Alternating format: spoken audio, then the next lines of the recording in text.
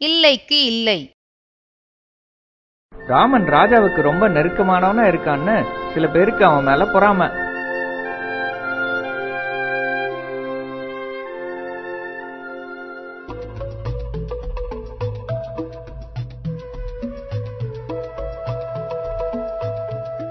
வா ராமா வா, எப்படி இருக்க? நான் நல்லா இருக்கேன் சோமு, நீ எப்படி இருக்க? உன் வியாபாரம் எப்படி இருக்கு? ரொம்ப நல்லா இருக்கேன். உனக்கு ஏதாவது பழம் வேணுமா?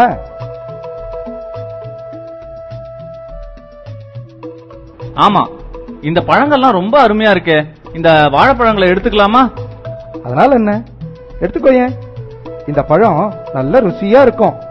ரொம்ப நன்றி சோமு. சரி, பழம் என்ன விலை? வேலையா? இந்த பழத்துக்கா? ஒண்ணும் இல்ல ராமா, நீ உனக்கு வேணுங்கிறத எடுத்துக்கோ. ராமன் ரொம்ப சந்தோஷப்பட்டான். சில பழங்களை எடுத்து சாப்பிட்டான்.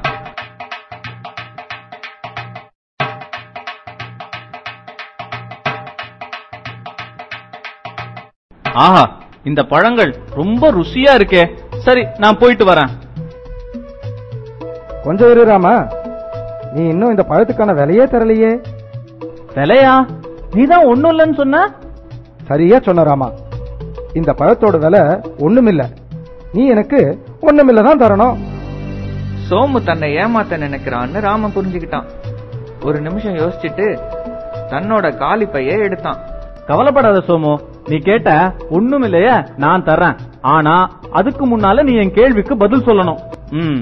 இந்த பையில என்ன இருக்குன்னு சொல்லு. இந்த பையில ஒண்ணுமே இல்லையே. சரியா சொன்ன. இந்த ஒண்ணுமில்லதானே நீ கேட்ட. இந்தா, இத வச்சுக்கோ. சோமு தன் முட்டாள்தனத்தை நினைச்சு வெக்கப்பட்டு தலை குனிஞ்சான்.